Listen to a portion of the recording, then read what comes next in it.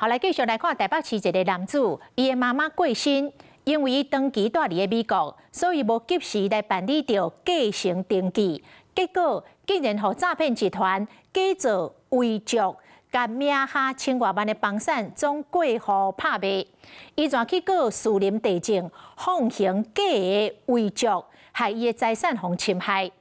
一审的判决出来了，法院判台北市政府要赔偿1612万。伫乌毛挂喙暗头咧咧，去年9月，出名律师蔡宏新和北检调查牵涉到台版的地面书案，起诉了。中5月和北院重判25档，伊当庭拿靠拿法冤枉。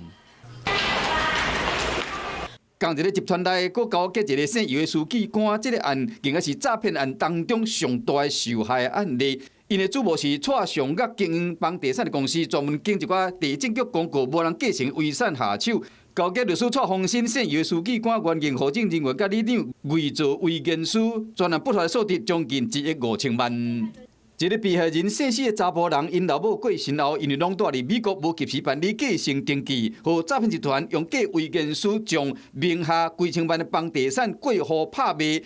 姓氏的查甫人告士林地政未能辨识特殊财产被侵害，国家的负责。不过台北市政府认为，伊住伫国外延误继承，才会和这个诈骗集团有机会。地政人员无故意，也是重大的过失。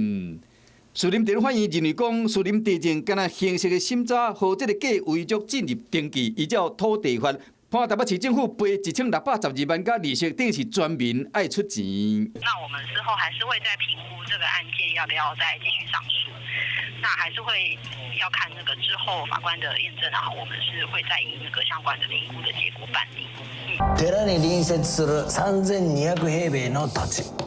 今年技术改变的日本出地面书，找一定的高手进行大规模的诈骗土地、房地产。台版的地面书嘛真实的上演，毋但造成被害人财物的损失，诈骗集团恶质的行为，都爱国家赔，等是你我拢爱出钱。